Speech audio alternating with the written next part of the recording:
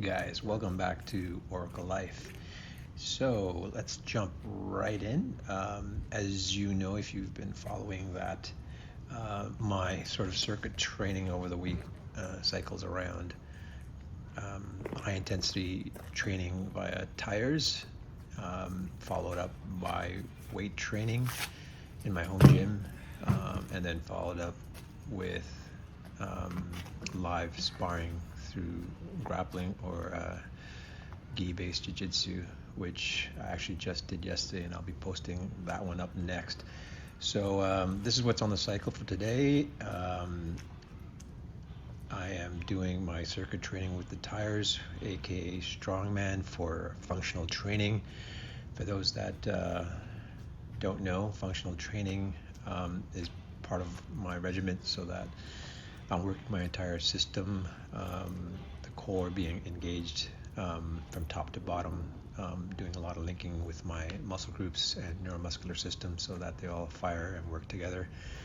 Because you know, as they say, if your muscles aren't firing together, then you're going to be in not good shape. I'm sure there's a better phrase than what I just said, but that's the gist of why we do functional training. But I'm not doing only functional training, as I mentioned. So on my other days, I'm doing weight training through my pulley system.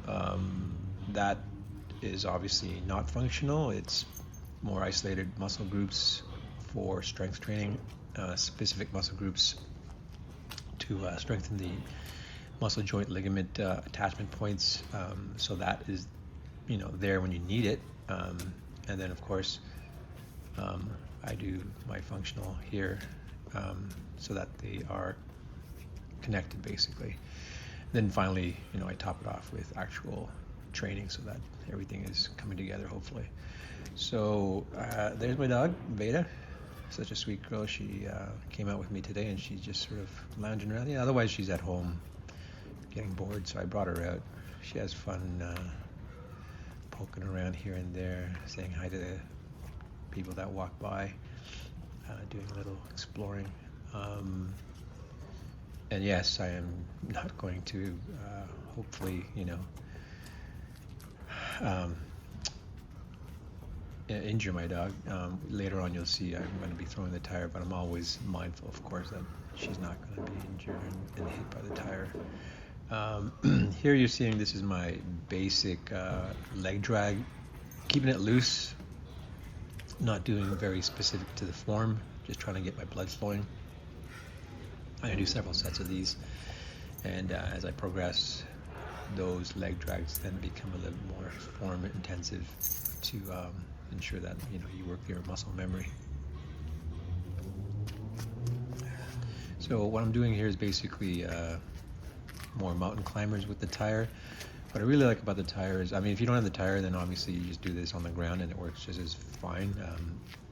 For those that haven't done mountain climbers, it's great for your arms, even though it looks like it's your legs that's doing the work, but it is engaging your core, obviously, because you're sort of doing a semi-plank. But where you really feel it actually is in your arms, just because they're bearing the main blunt force of your entire weight. And the tires, what I like about them is that they give you that instability, versus the floor is obviously solid. But the tires give you that instability, which your muscles constantly try to compensate for that stability, and that is actually just really good for your joints. That's why I'm just going up and down, just so I can get more of a dynamic range.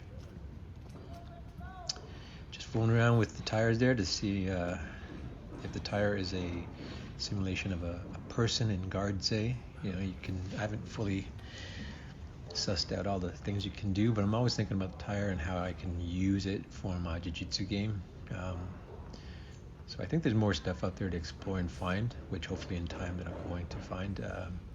But yeah, what I did was sort of like a very rudimentary guard pass where you just hop over the knees. So here I'm now stretching out my back.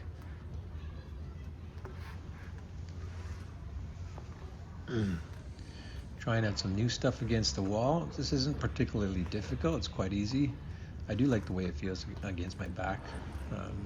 I'm always up for anything that sort of massages my back.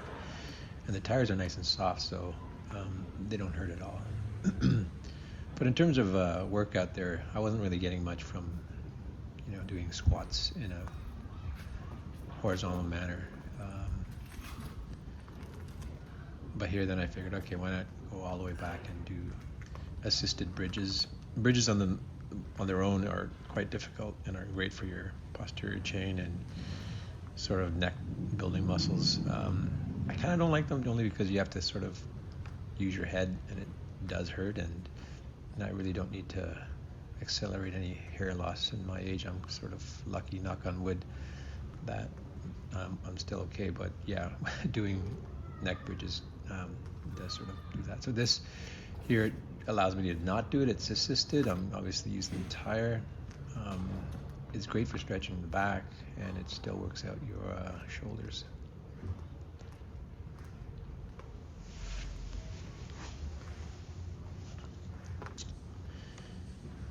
This is a condensed video, guys. It's only about 35 minutes. I did go in and edit it out, so it should be a little bit cleaner than non-edited.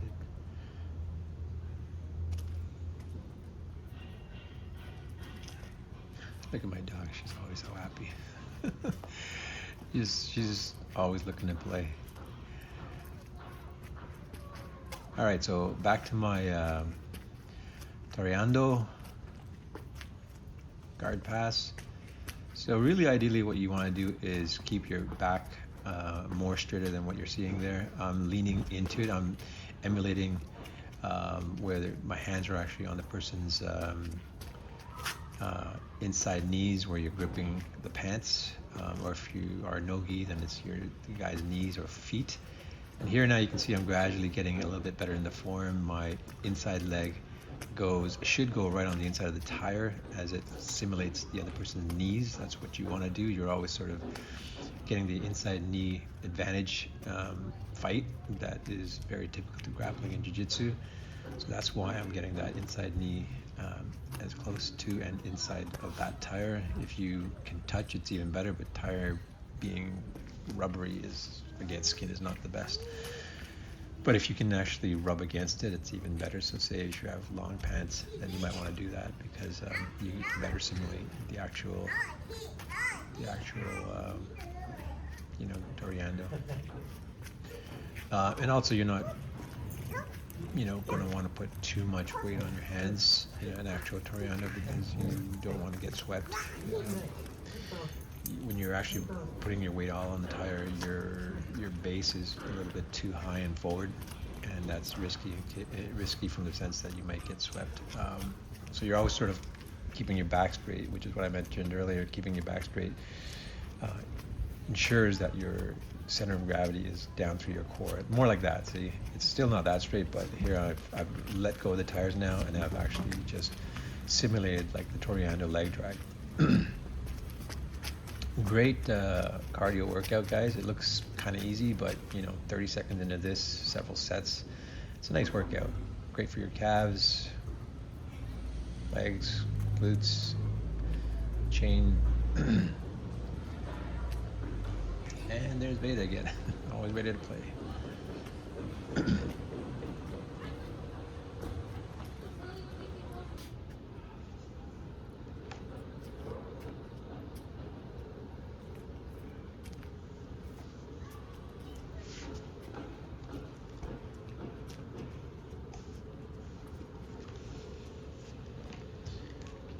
This is your basic jumping jacks, obviously.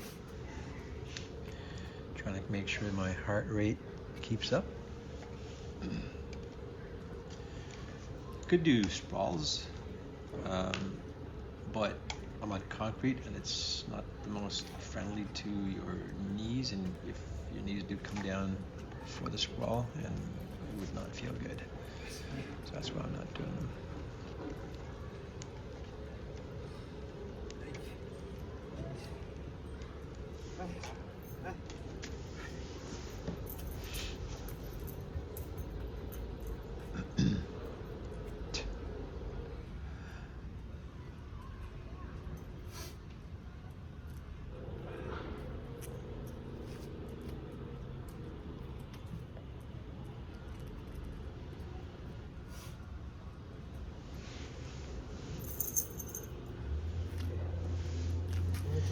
So these are all really good, again, guys, for your type 2 muscles, your twitch muscles, which are obviously very important for your jiu-jitsu game. Reduce the amount of time in between your intervals to maximize on your cardio and your quick twitch, so that you know, everyone to their own capacity. I've taken a little bit of breaks here and there. So now I'm just going right into my tire toss, turn into the suplex tire over your back. I love these. They're just such a good exercise. They feel very natural. Fully engages your core. Completely links your muscle groups top to bottom. Love them. I mean, I think it's just a little bit light. I tried 3 tires in a previous episode, and that was too awkward and heavy. Short of getting 1 large tire, 2 will have to do for now. It just conveniently fits on the side of my house and in the trunk of my car. Anything bigger would be kind of awkward, but yeah, this overall does the trick. It's a really clean motion of lifting and the tossing. You'll see later on I'm going to sort of amp it up a little bit and try to get more distance and height on my throws. I think that's ultimately my goal. The better I get at this, I should be able to suplex this even further.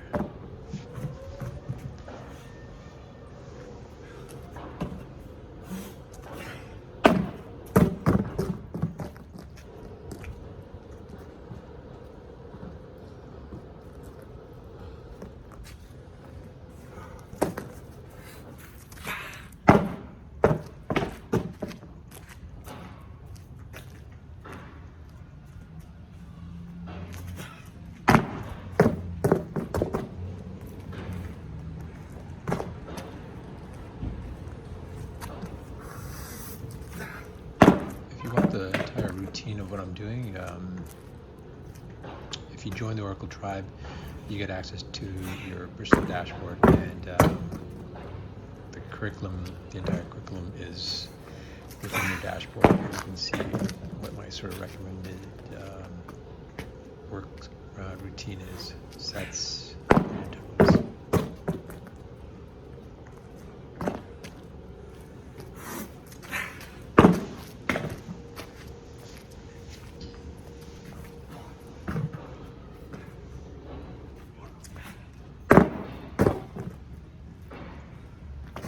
My wife saw this the other day, and as I was editing the video, and she's like, "You gotta watch it. You might get a hernia." I appreciate her concern, but it's not that bad, actually.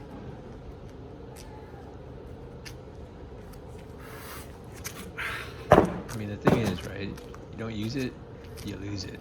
I mean, I'm sure this is probably difficult for the average sort of person who doesn't do anything, let alone someone in their 50s or even 40s. But yeah, if you're not doing anything, some of these things are definitely not recommended from day 1 start. You might be able to get away with some stuff with 1 time, so and you start working your way up.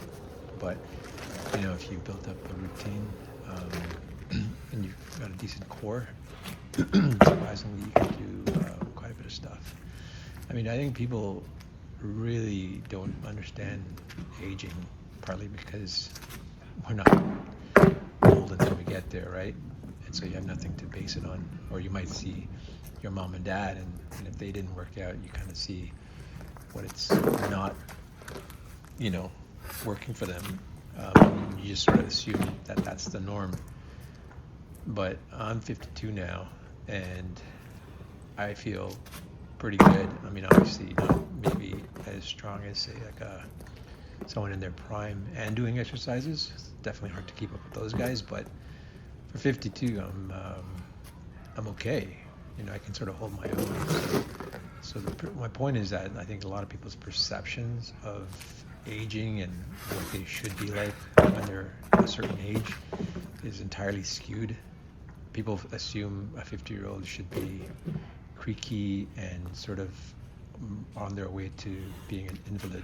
I don't subscribe to that view.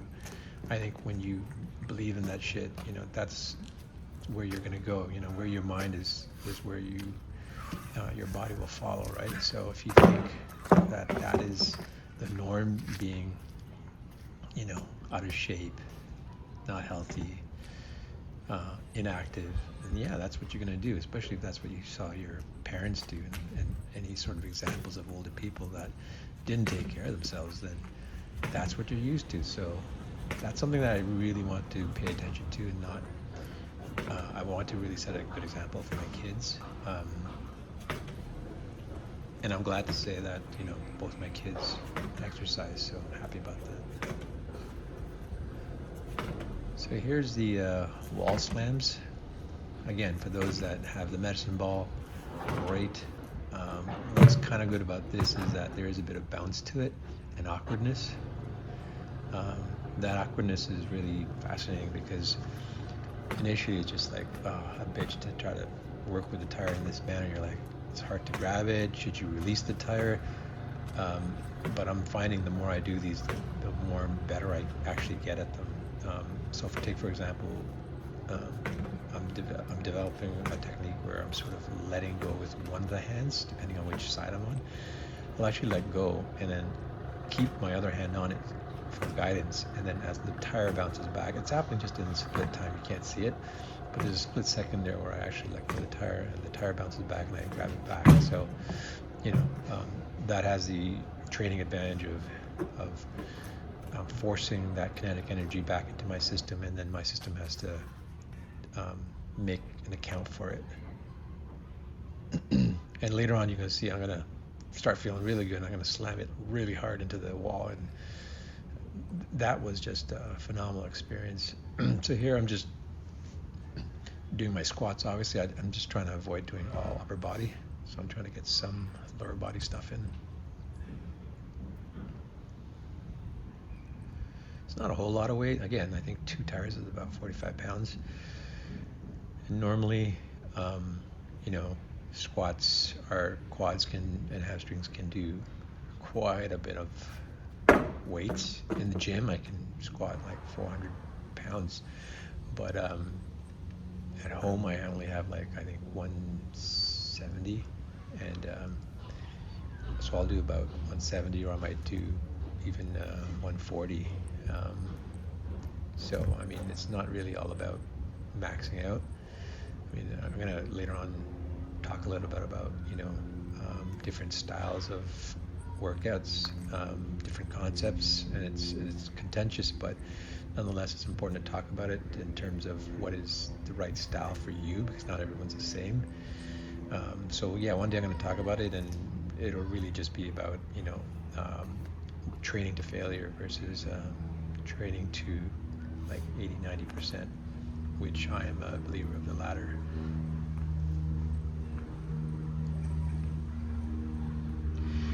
Here I'm modifying this routine I got from my physiotherapist, where basically he recommended that I have a half yoga ball, the ones that you sit on the floor, and you sort of jump into them with one leg, and you sort of balance, and then you jump back, and from about 4 feet distance.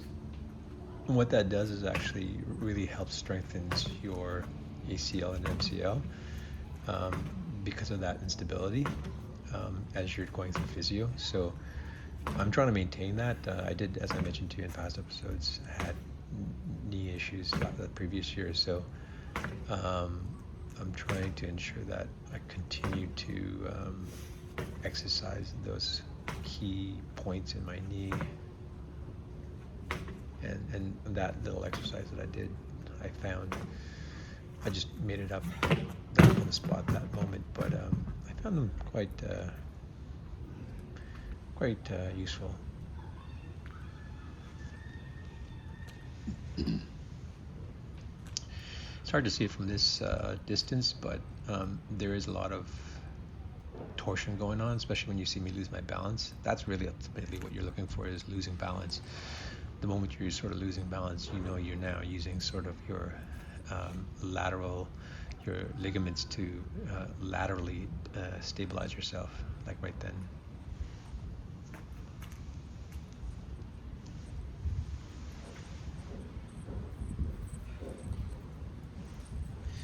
Plus, it's also a good stretch for your hamstrings.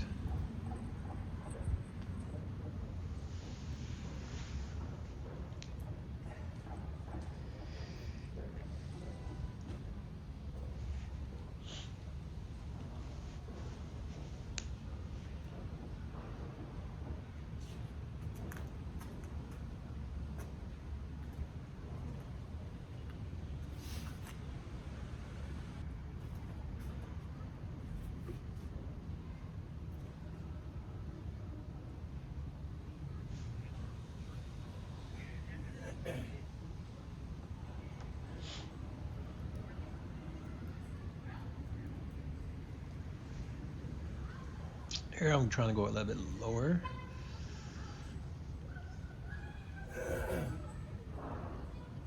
And I think because the lightness of the tires, it's not that big a concern, because I know a lot of people have said, I believe, that when you're doing squats to not really go past the 90-degree mark. I'm not sure exactly why. I'm guessing it's not good for your knees or back or something, but yeah, it sort of is challenging when you go down to 90 degrees, but again, with 45 pounds, it's not that big of a deal.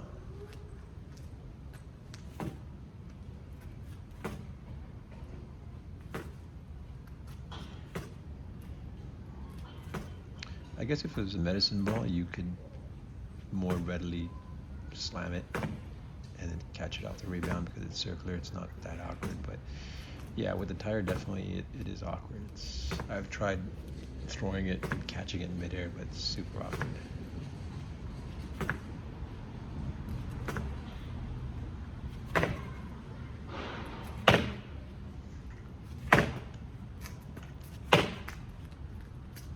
Here you can see I'm starting to now really wail at it. The audio on the recording is down low, but if you heard it, you can sort of really hear the smack of it. So it really felt good. It was super satisfying. Okay, so I'm setting up for the Russian twist now. I got two versions of this. One is an upper body grip against my chest. I sort of hug it. Love this one. Your core is just completely engaged 100% left to right. The next version you're going to see is where I don't hug it against my chest, and instead instead what I do is I drop it, or bounce it on either side. A little bit different.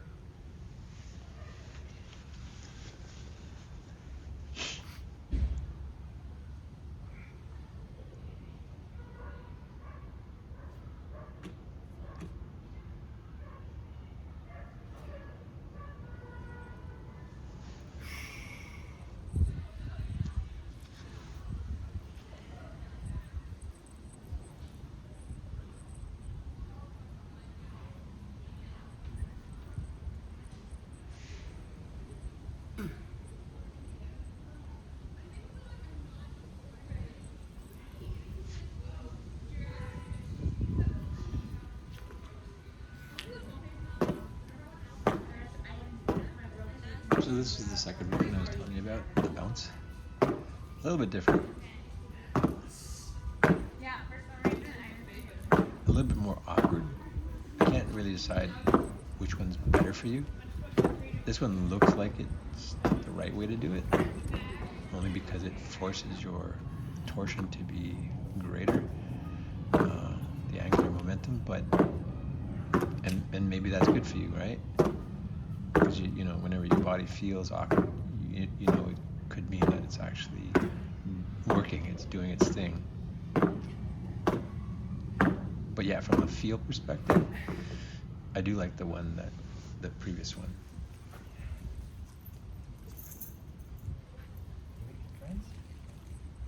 There she is again, wants to play.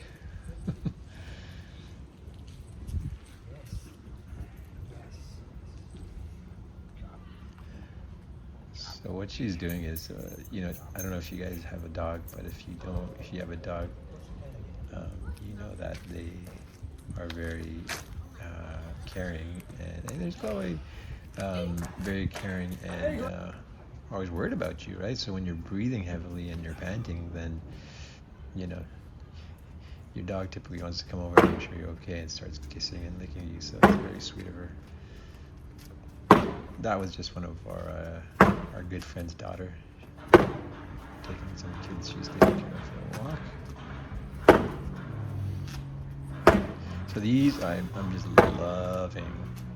I don't even know what you're calling these. I think there's a proper correlate to a Japanese judo throw. I guess you would say, I'm not even going to try, but there is one. I'll look it up. But essentially that's what this is emulating. And that's the over-the-shoulder hip toss, which I actually surprisingly did a lot in the early days of jiu-jitsu, but have since sort of given that up. But that particular exercise is great for your stand-up if you find yourself in a stand-up situation. So my dog found the plastic bottle and game on.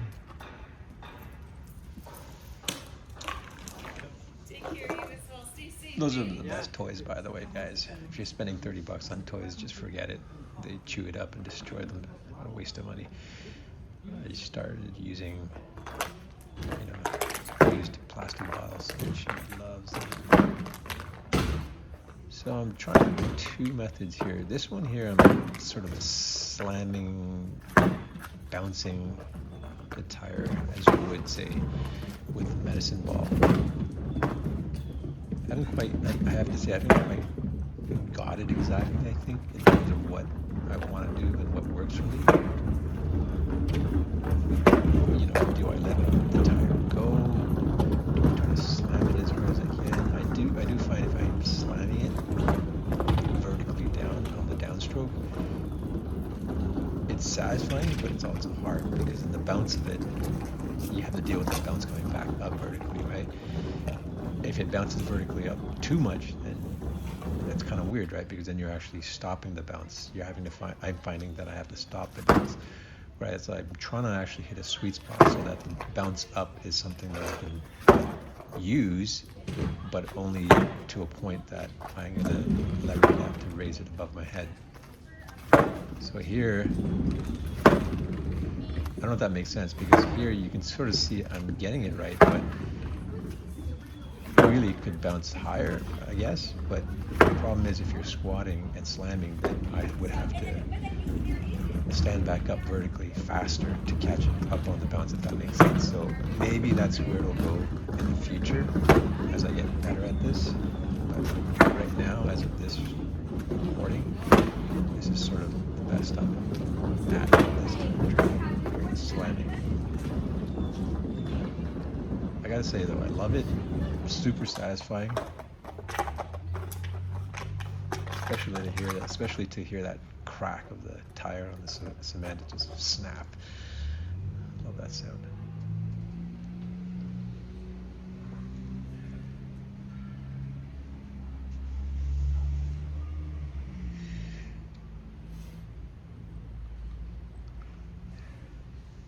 Sorry guys if you can hear my yawning. My sleep schedule is all messed up.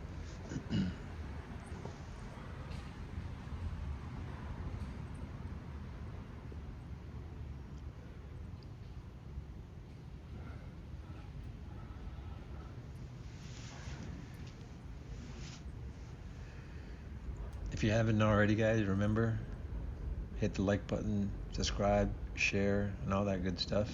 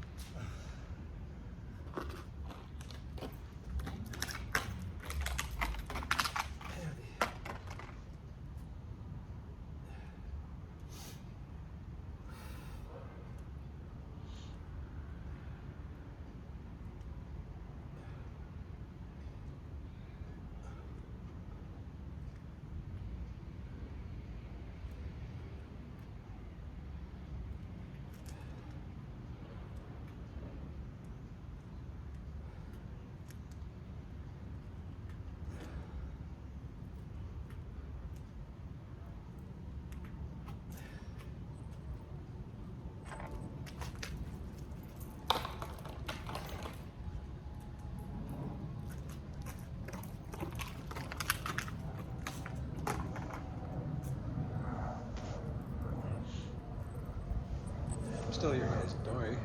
I haven't left you hanging.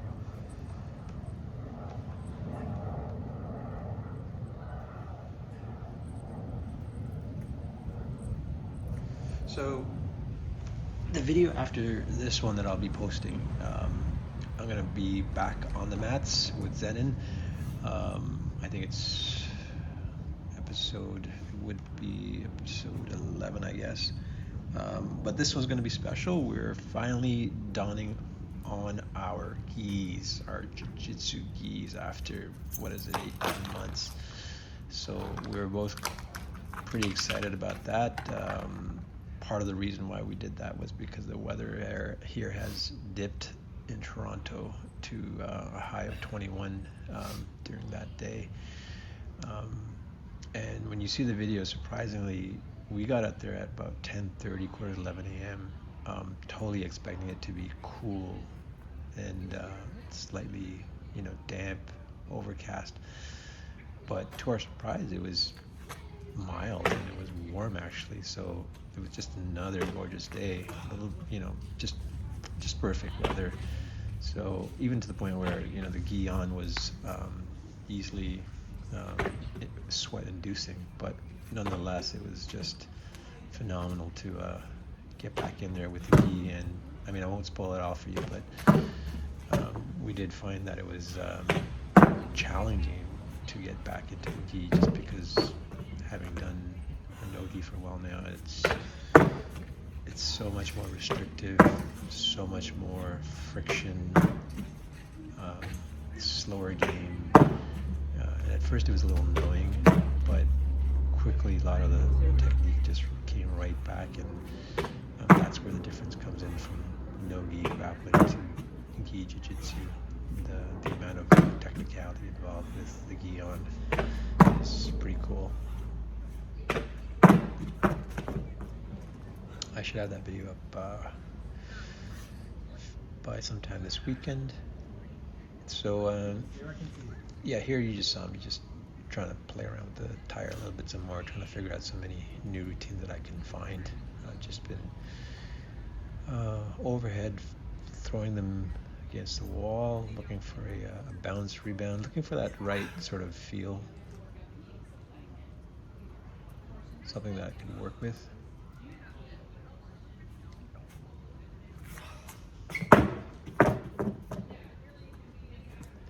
I'm just trying to play with different heights.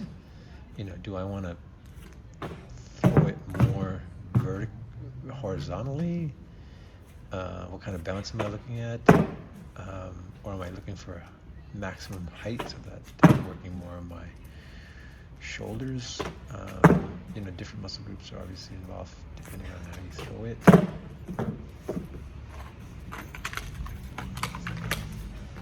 I don't know.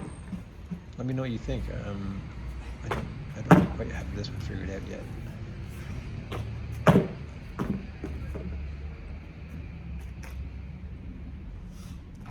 I'm just thinking right now off the top of my head, what if I combine the suplex with this throw?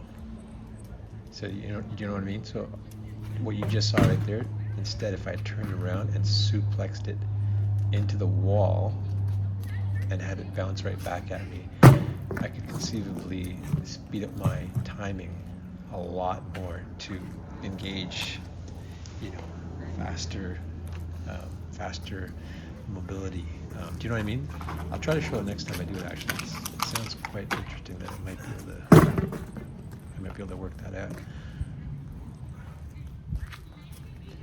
These ones are interesting too. At first they were super awkward, but I'm getting a little bit better at them. Obviously you want to be a little bit careful with this, you don't throw your back out, but I'm liking them. You'll see later on I'm gonna get actually some good distance on them eventually, and I think that's where I'm headed. That eventually, once I get good at this, hopefully I should be able to just throw the tire at will at great distances. Right now there I'm getting, 12 feet. Some of my later ones I think I'm going to get like 15 feet. It'd actually be neat to actually measure it. so that I can measure my performance on how far I'm getting these tossed.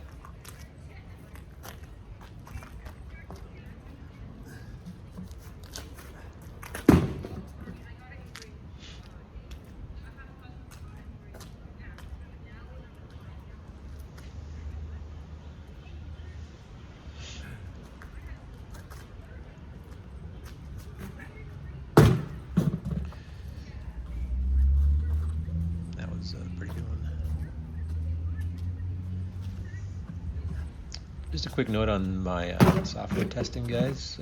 So yesterday I mentioned I was going to look more into the testing and tools and automation. I've never been a QA guy, so I don't know exactly, how they do their thing. All I know is some of the tools they use, but I don't know actually how to use the tools. For example, one of the places I was at uses Cucumber, so I looked at that.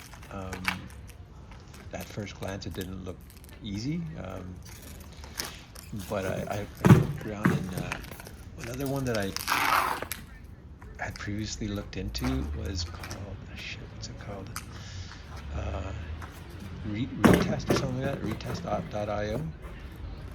Anyways, it was expensive. It was like $160 per month for one of the subscription lines. I don't know if I can afford that just yet for my testing. They had a free one for 7 days, but oh man, I can't stand those 7-day software trials. They're so bogus. Who's gonna try something for 7 days? It takes 7 to 3 weeks to figure out some of these pieces of software. What am I gonna learn in 7 days?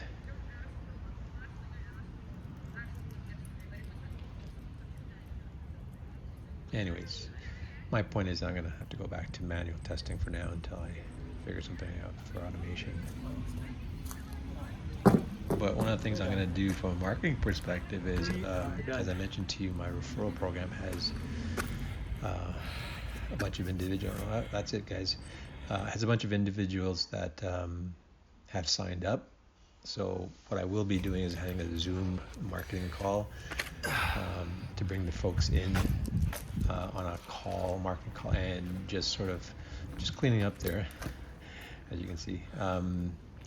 And just bringing them in, introducing myself, asking them to introduce themselves, showing them the tool a little bit more, both from the software, the coaching software tool itself, but also the back-end sort of referral system that has a built-in dashboard that allows them to see, the number of referrals they got, how much money they've made, etc.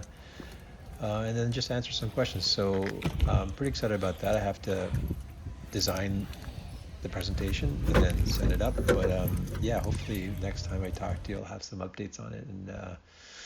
And if you're interested, if you got some cycles and you're interested in making potentially some decent coin, again, it's not a huge investment. It's really designed for the casual sales guy who might want to put in a couple of hours a day. You can make good money. So if you're interested, head on over to v3da.com, veda.com, and under the menu look up the referral program, partner program. But that's it for today, guys. Thanks for joining me. Talk to you soon. All right, bye.